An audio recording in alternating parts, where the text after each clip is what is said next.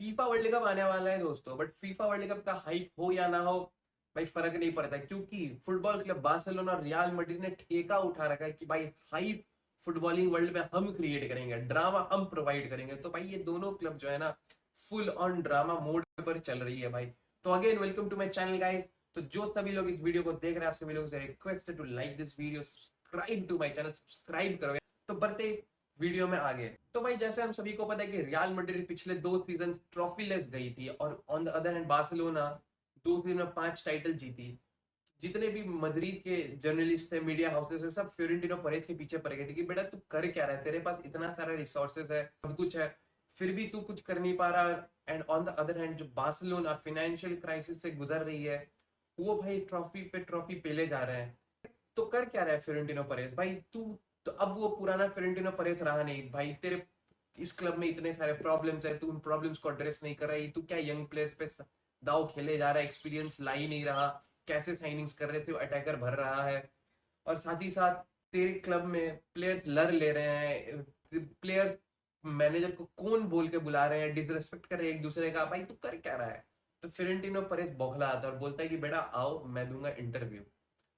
और इंटरव्यू में वो पेल देता है इन सभी मीडिया हाउसेस को, जर्नलिस्ट को, बोलता है कि तुम जितने भी ये जर्नलिस्ट ना सबके सब चूतिए हो, तुम्हें पता होता है नहीं कुछ कि क्या चल रहा है क्या नहीं चल रहा, बक देना बकचोदी पेल देना है न्यूज़पेपर्स में। और यहाँ पर वो अनाउंस करता है कि अब होगा रियल मैड्रिड में री इलेक्शन।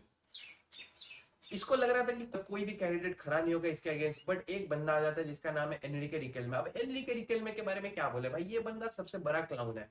इसका जितना भी कैंपेन चल रहा है ना बार्सिलोना के अराउंड चल रहा है, मतलब बारसा ये बारसा वो दैट, बारसा ये कर लिया, बारसा ने वो क्यों किया, बारसा के नाम पे इसका चल रहा है। और साथ ही साथ झूठे ट्रांसफर रूमर्स कि अगर मैं बनी गया तो मैं रॉड्री ले आऊंगा, मैं अर्लिंग हालैंड ले आऊंगा। अर्लिंग हालैंड के साथ तो मेरा कॉन्ट्रैक्ट साइन हो चुका है, एक बार तुम मुझे प्रेसिडेंट बना दो, एक बार तुम मुझे प्रेसिडेंट बना दो, मैं योगन क्लॉप ले आऊंगा। तो ये सब सुन के भाई हालैंड का फैमिली आके बोलता है कि ये पागल को शांत कराना पड़ेगा, बताना पड़ेगा। सीधा आगे बोलता है कि बेटा हम एनरिके रिकेल्मे नाम का कोई बंदा को नहीं जानता, अगर हम एनरिके नाम का कोई इंसान को जानते हैं तो वो है लुई एनरिके, जो कि पीएसजी का मैनेजर। पीएसजी से हमें कोई ऑफर आया नहीं है, तो थैंक यू भाई। मैनचेस्टर सिटी भी बौखलाती कि बेटा तुम हमारे प्लेयर का नाम कैसे यूज कर रहे हो, हम तो तुम पे केस ठोकेंगे। तो ये सब सुनने के बाद एनरिके रिकेल्मे में थोड़ा सा शांत हो जाता, बोला कि भाई मैं वादा कर रहा था अगर मैं जीता तो मैं लूंगा, मैं वादा कर रहा था कि हम एक टॉप मैनेजर लाएंगे। योगन क्लॉप के साथ तो मेरा कोई कांटेक्ट भी नहीं हुआ है। तो उससे पूछते किसको लाओगे, तो बोले कि ये जो मैनेजर लाना है ये स्पोर्टिंग साइड जो संभालते हैं वो डिसाइड करेंगे, बट एक वर्ल्ड क्लास मैनेजर आने वाला। तो ये सब देखकर फ्लोरेंटिनो परेज बोलता है कि बेटा तू बकता रहा, मैं करूंगा काम। इसने क्या किया, इसने इसी बीच में 2 ईयर को ड्रॉप कर दिया।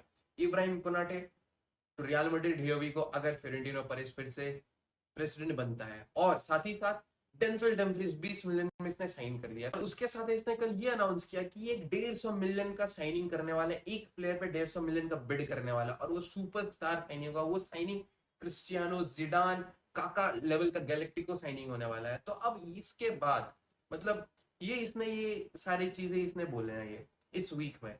तो अब ये जो इसने जो बोला ना, ये बोलने के बाद फब्रीजियो ने मिनिमम 10 पोस्ट किए होंगे जहां पर उसने मेंशन किया है कि फेरेंटिनो पर 150 मिलियन एक लाइन में।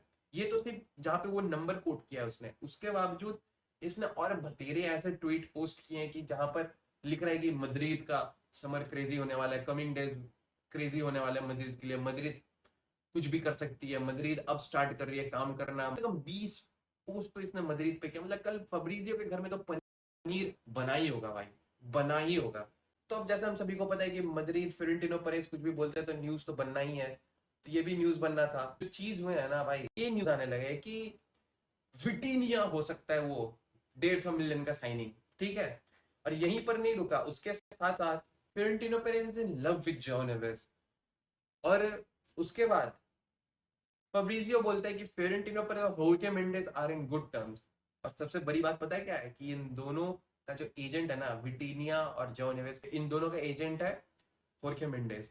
तो भाई पता नहीं फ्लोरेंटिनो पेरेज किसको साइन करने वाला है 150 मिलियन में, सच में मिडफील्डर के लिए जाएगा या फिर से कोई अटैकर ले आएगा, जैसे कि कवार्ट्सकेलिया ले आएगा। Kvaratskhelia is a fan of Real Madrid, ये हम सभी को पता है। उसने ओपनली बोला है कि वो क्रिस्टियानो रोनाल्डो को आइडलाइज करता है और वो रियल मैड्रिड का फैन है।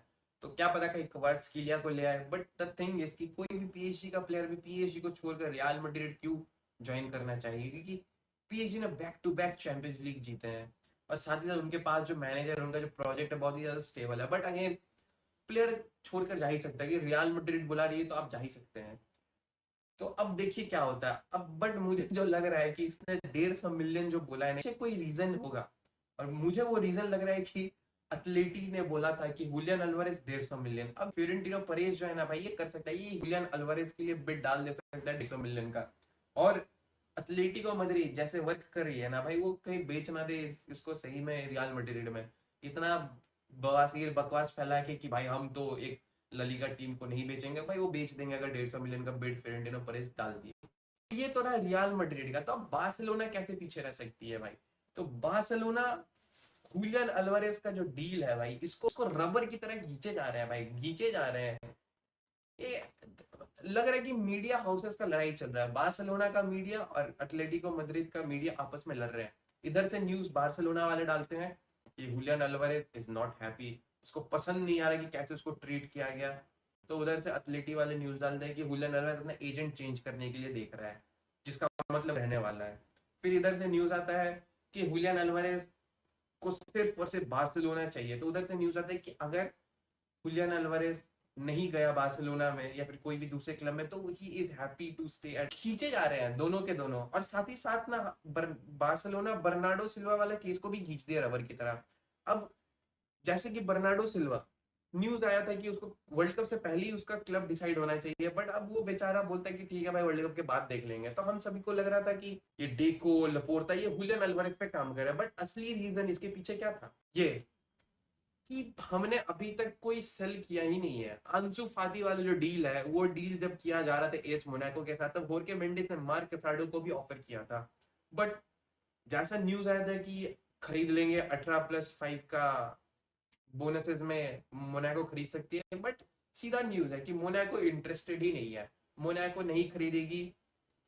और अभी जैसा चीज चल रहा है ना, तो आंसू फाती का भी डील फाइनलाइज नहीं हुआ, क्योंकि बार्सिलोना नेगोशिएट कर रही है for a by back clause या फिर सेल ऑन क्लॉज, मतलब कुछ राइट अपने पास रखना चाहते हो आंसू फाती का, तो उस पर भी अभी नेगोशिएशन चल रहा है। तो ये रीजन है कि बार्सिलोना बर्नार्डो सिल्वा को साइन है कि अभी तक इन्होंने बेचा ही नहीं है किसी को।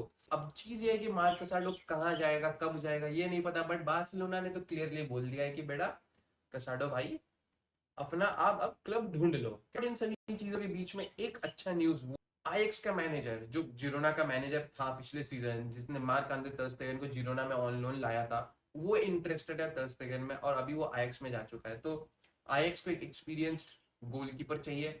मार्क ter Stegen को वो कोच कर चुका है and he is very much interested in bringing mark Andre ter Stegen। ter Stegen भी ओपन है ऑफर्स के लिए, बट द थिंग इज राह का कांटा वो है इसका सैलरी। मतलब ये बंदा 14 मिलियन कमाता है बार्सिलोना में, कौन सा क्लब इसके लिए 14 मिलियन पे करेगा। इसने एक पूरे सीजन फुटबॉल खेला नहीं, इंजर्ड रहा है, इसको रिप्लेस कर दिया गया। अब ये मेन गोलकीपर ना बार्सिलोना का है ना जर्मन नेशनल टीम का है। नॉयर रिटायरमेंट से वापस आ गया, बट ये नहीं। तो भाई कौन जाएगा इसके पीछे। ये जो है ना ये बहुत मतलब ठीक है, न्यूज अच्छा लग रहा है सुनने में। अब पता नहीं कितना रियल है कितना ऑथेंटिक है। मुंडो डिपोर्टिवा ने कोट किया था, तो पता नहीं कितना ऑथेंटिक है, बट अगर हो जाए तो मजा आ जाएगा। अब उसी के साथ साथ अगर आप चले तो जो कल की सबसे खतरनाक न्यूज थी रिलेटेड टू बार्सिलोना वो है ये, बार्सिलोना ने कांटेक्ट किया ल्यूकेवा से, आरबी लीप्जिग का 23 साल का centre back, left footed quick. But अब जो चीज आज निकला है वो ये है कि बार्सिलोना ने डिसाइड कर लिया कि भाई जितने भी डिफेंसिव रीइंफोर्समेंट है, जितने भी डिफेंसिव टारगेट है, सब पे रोक लगा दो, क्योंकि अल्वारेज हमारा मेन टारगेट है। अब ये स्पोर्ट्स ने ये सब चीजों को कोट किया, तो पता नहीं कितना रिलायबल है। तो भाई चल क्या रहा है बार्सिलोना में ये तो पता नहीं भाई, अजीब अजब ही चीज चल रहा है। और एक और जिस प्लेयर से हम लिंक थे सेंटर बैक वो है एनरिके। अब पता नहीं कितना रिलायबल है, आई होप कि कुछ इसमें हो, थोड़ा सा मजबूती हो इस न्यूज में। बट जो ये न्यूज है, बार्सिलोना एक लेफ्ट बैक ढूंढ रही थी मार्केट में और काम्बियासो के साथ बहुत स्ट्रॉन्ग लिंक्स था, बट बार्सिलोना सीधा सीधा बोले कम काम्बियासो पे इंटरेस्टेड नहीं है, हम जॉ कंसेलो के ऊपर फुल्ली फोकस्ड है। और उसके साथ साथ एक और लेफ्ट बैक जिससे बार्सिलोना काफी ज्यादा लिंक्ड थी, होर्के सालिनास, इसके पीछे बहुत सारे क्लब्स हैं, लाइक्स ऑफ एथलेटिको, पीएसजी, सभी इसके पीछे, लेवरक्यूसन, न्यूकासल, सभी इसके पीछे हैं। अब जो चीज है कि बार्सिलोना कर क्या रही है, क्योंकि हमारा लिंक एक प्लेयर से आता है, कुछ दिन बाद वो लिंक खत्म हो जाता है, फिर हमारा प्रायोरिटी हुलियन अल्वारेज है, फिर न्यूज आता है कि हुलियन अल्वारेज पे हमारा पूरा समर डिपेंड नहीं कर सकता, हमें और भी जगह ऑप्शंस ढूंढने पड़ेंगे, हमें टीम को और स्ट्रेंथन करना पड़ेगा, स्क्वाड में डेप्थ ऐड करना पड़ेगा, क्वालिटी डेप्थ ऐड करना पड़ेगा, तो लिंक्स फिर आने लगते हैं, लेफ्ट बैक से, जैसे काम्बियासो जैसे लेफ्ट बैक, फिर होर्के सालिनास जैसे प्लेयर से लिंक आता है कि भाई एक प्रॉस्पेक्ट साइनिंग होगा, यंग साइनिंग है, टैलेंटेड, बहुत ज्यादा अच्छा बैकअप ऑप्शन बन सकता है। फिर सेंटर बैक से लिंक आने लगते हैं, जैसे कि कल ही आया ल्यूकेवा से, एनडीके से तो बहुत दिनों से लिंक्ड है बार्सिलोना। तो फिर अचानक से ये न्यूज आता है कि डिफेंसिव साइनिंग्स है, सब पर रोक लगा दिया गया, क्योंकि फिर से हमारा टारगेट हुलियन अल्वारेज बन चुका है। तो चल क्या रहा है भाई, मतलब हद हद मचा रखा है इन्होंने, इनसे एक काम ठीक नहीं हो रहा है, ये बेच पा रहे हैं ना खरीद पा रहे हैं। भाई मुझे तो लग रहा है जैसा कि ये जाते हैं प्लेयर के लिए, बट जब भी वो क्लब प्राइस बताती है, ये वहां से सीधा बैक ऑफ कर लेते हैं और बताते हैं कि भाई हमारा पूरा टारगेट हुलियन अल्वारेज पे है। इनको चाहिए सस्ता ऑप्शन और अच्छा ऑप्शन, ये नहीं कि सस्ता में कुछ भी उठा लो, जैसे कि बर्नार्डो सिल्वा एक सस्ता ऑप्शन है बट एक अच्छा ऑप्शन है। तो इनको लगा कि लीपजिग में जाएंगे ल्यूकेवा के लिए और 30 35 40 मिलियन में उठा लेंगे, बट इनको पता नहीं कि भाई लीपजिग भाई महंगे में प्लेयर्स बेचती है। ओल्मो, इन्होंने ओल्मो चिपकाया था हमें 60 मिलियन में, तो इनको तो पता होना चाहिए भाई कि 50 55 से तो कम में ल्यूकेवा नहीं जाने वाला। तो देखते हैं क्या होता है। एनडी के एक है सस्ता ऑप्शन, बट एस रोमा फिर उसको कितने में बेचेगी नहीं बेचेगी उस पर डिपेंड, क्योंकि एस रोमा को भी पता है कि हमें एक सेंटर बैक चाहिए। तो अब देखते हैं क्या होता है। और ये जूल्स कुंडे के पीछे हाथ धोकर पड़े हुए कि भाई ऑफर आएगा तो बेच देंगे बेच देंगे, मतलब पूरा बता रहे हैं कि जूल्स कुंडे बिकेगा, किसी को चाहिए तो बड़ा ऑफर मारो हम बेच देंगे। तो भाई, तो ये तो ड्रामा बार्सिलोना का चला, उधर रियल मैड्रिड का अपना अलग ड्रामा चल रहा है, प्रेसिडेंट कैंडिडेट्स के बीच में आपस में लड़ रहे हैं भाई, लड़ रहे हैं। तो बिग बॉस चल रहा है रियल मैड्रिड में, तो बिग बॉस चल रहा है फ्लोरेंटिनो परेस और एनरिके रिकेल में, और साथ में बार्सिलोना को खींच लेते हैं दोनों जब मन करता है, निगरेरा निगरेरा, बारसा दिस बारसा दैट करके। तो भाई that's it for this video, मिलते हैं अगले वीडियो में। आप अपना अपना ओपिनियन बताएं कमेंट सेक्शन में। Thank you.